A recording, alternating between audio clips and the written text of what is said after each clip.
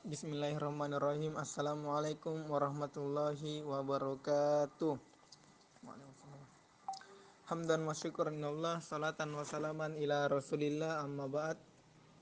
Puja dan puji syukur kita panjatkan atas kehadirat Allah Subhanahu wa taala, serta salam beriringan salawat tak lupa pula kita curahkan kepada junjungan Nabi besar kita, yakni baginda Nabiullah Muhammad sallallahu alaihi wasallam. Allahumma sholli wa sallim wa barik alaih. Pada kesempatan kali ini, kami dari kelompok 2 akan menjelaskan materi yang kami bawakan. Pembahasan pertama yaitu pentingnya memahami anak di usia dini. Anak usia dini memiliki karakteristik yang khas, baik secara fisik, psikis, dan sosial. Masa kanak-kanak juga masa yang paling penting untuk sepanjang usia hidupnya. Sebab masa kanak-kanak adalah masa pembentukan pondasi dan masa kepribadian yang akan menentukan pengalaman anak selanjutnya. Sedemikian pentingnya usia tersebut, maka memahami karakteristik anak usia dini menjadi mutlak adanya bila ingin memiliki generasi yang mampu mengembangkan diri secara optimal. Bila suatu saat ada stimulasi yang memancing pengalaman hidup yang pernah dialami, maka efek tersebut akan muncul kembali walau dalam bentuk yang berbeda. Beberapa hal yang menjadi alasan pentingnya memahami karakteristik anak usia dini. Sebagian dari ulasan tersebut dapat diuraikan sebagaimana berikut. Yang pertama yaitu, usia dini merupakan usia yang paling penting dalam tahap perkembangan manusia. Sebab usia tersebut merupakan periode diletakkannya dasar struktur kepribadian yang dibangun untuk sepanjang hidupnya. Oleh karena itu, perlu pendidikan dan pelayanan yang tepat. Yang kedua, yaitu pengalaman awal sangat penting. Sebab dasar awal cenderung bertahan dan akan mempengaruhi sikap maupun perilaku anak sepanjang hidupnya. Di samping itu, dasar awal akan cepat berkembang menjadi kebiasaan. Oleh karena itu, perlu pemberian pengalaman awal yang positif. Yang ketiga, yaitu perkembangan fisik dan mental akan mengalami kecepatan yang luar biasa dibanding dengan sepanjang usianya. Bahkan usia 0 sampai 8 tahun, anak mengalami 80% perkembangan otak dibandingkan usia sesudahnya. Oleh karena itu, perlu stimulasi fisik dan mental. Ada banyak hal yang diperoleh dengan memahami karakteristik anak usia dini, antara lain, yang pertama, mengetahui hal-hal yang dibutuhkan oleh anak yang bermanfaat bagi perkembangan hidupnya. Mengetahui tugas-tugas perkembangan anak sehingga dapat memberikan stimulasi yang sesuai kepada anak agar dapat melaksanakan tugas perkembangan dengan baik. C. Mengetahui bagaimana membimbing proses belajar anak pada saat yang tepat sesuai dengan kebutuhannya. Menaruh harapan dan tuntutan terhadap anak secara realistis, mampu mengembangkan potensi dan prestasi anak secara optimal sesuai dengan keadaan dan kemampuan.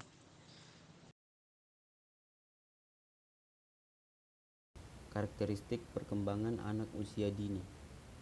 Anak usia dini mulai dari umur 0 sampai 8 tahun adalah individu yang sedang mengalami proses pertumbuhan dan perkembangan yang sangat pesat. Bahkan dikatakan sebagai lompatan perkembangan. Karena itulah, maka usia dini dikatakan sebagai golden age atau usia emas, yaitu usia yang sangat berharga dibanding usia-usia selanjutnya. Usia tersebut merupakan fase kehidupan yang unik. Secara lebih rinci akan diuraikan karakteristik anak usia dini sebagai berikut. Yang pertama, usia 0 sampai 1 tahun. Pada masa bayi, perkembangan fisik mengalami kecepatan luar biasa, paling cepat dibanding usia selanjutnya. Berbagai kemampuan dan keterampilan dasar dipelajari anak pada usia ini. Beberapa karakteristik anak usia bayi dapat dijelaskan antara lain 1. Mempelajari keterampilan motorik, mulai dari berguling, merangkak, duduk, berdiri, dan berjalan. Yang kedua, mempelajari menggunakan panca indera seperti melihat atau mengamati, meraba, mendengar, mencium, dan mengecap dengan memasukkan setiap benda ke dalam mulutnya. Yang ketiga, mempelajari komunikasi sosial. Bayi yang baru lahir telah siap melaksanakan kontrak sosial dengan lingkungannya. Komunikasi responsif dari orang dewasa akan mendorong dan memperluas respons verbal dan nonverbal bayi. Berbagai kemampuan dan keterampilan dasar tersebut merupakan modal penting bagi anak untuk menjalani proses perkembangan selanjutnya. Yang kedua, umur 2-3 tahun. Anak pada usia ini memiliki beberapa kesamaan karakteristik dengan masa sebelumnya. Secara fisik, anak masih mengalami pertumbuhan yang pesat. Beberapa karakteristik khusus yang dilalui anak usia 2-3 tahun antara lain: anak sangat aktif mengeksplorasi benda-benda yang ada di sekitarnya. Ia memiliki kekuatan observasi yang tajam dan keinginan belajar yang luar biasa. Eksplorasi yang dilakukan oleh anak terhadap benda-benda apa saja yang ditemui merupakan proses belajar yang efektif. Motivasi belajar anak pada usia tersebut menempati grafik tertinggi dibanding sepanjang usianya, bila tidak ada hambatan dari lingkungan. Yang kedua, anak mulai mengembangkan kemampuan berbahasa. Diawali dengan berceloteh, kemudian 1-2 kata kalimat yang belum jelas maknanya. Anak terus belajar dan berkomunikasi, memahami pembicaraan orang lain, dan belajar mengungkapkan isi hati dan pikiran. Yang ketiga, anak mulai belajar mengembangkan emosi. Perkembangan emosi anak didasarkan pada bagaimana lingkungan memperlakukan dia. Sebab emosi bukan ditemukan oleh bawaan, namun lebih banyak pada lingkungan. Yang ketiga, usia 4-6 tahun. Anak usia 4-6 tahun memiliki karakteristik, yakni: pertama, berkaitan dengan perkembangan fisik. Anak sangat aktif melakukan berbagai kegiatan. Hal ini bermanfaat untuk mengembangkan otot-otot kecil maupun besar. Yang kedua, perkembangan bahasa juga semakin baik. Anak sudah mampu memahami pembicaraan orang lain dan mampu mengungkapkan pikirannya dalam batas-batas pembicaraan orang lain dan mampu mengungkapkan pikirannya dalam batas-batas tertentu. Yang ketiga, perkembangan kognitif atau daya pikir. Perkembangan kognitif atau daya pikir sangat pesat, ditunjukkan dengan rasa ingin tahu anak yang luar biasa terhadap lingkungan sekitar.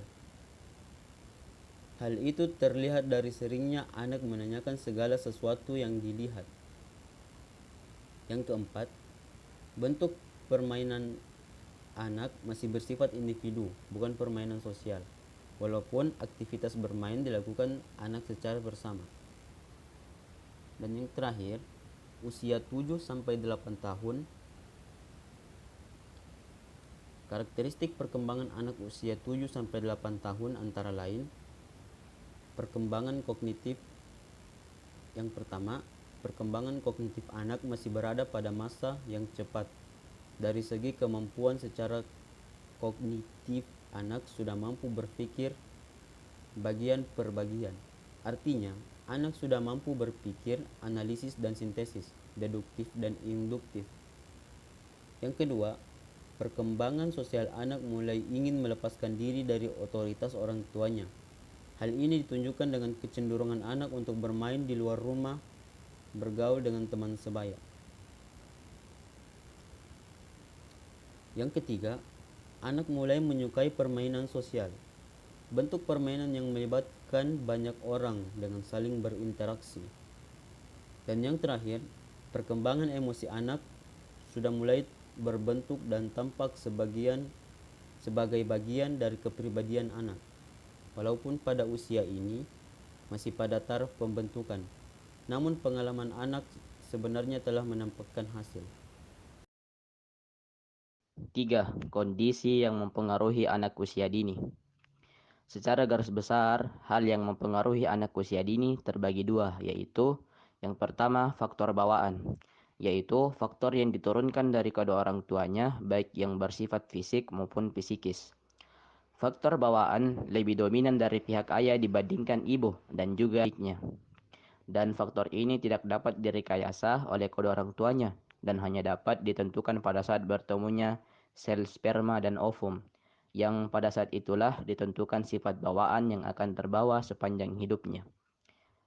Kedua, faktor lingkungan, yaitu faktor yang berasal dari luar faktor bawaan, meliputi seluruh lingkungan yang dilalui anak, dan lingkungan dapat dipisahkan menjadi dua, yaitu lingkungan dalam kandungan dan lingkungan di luar kandungan.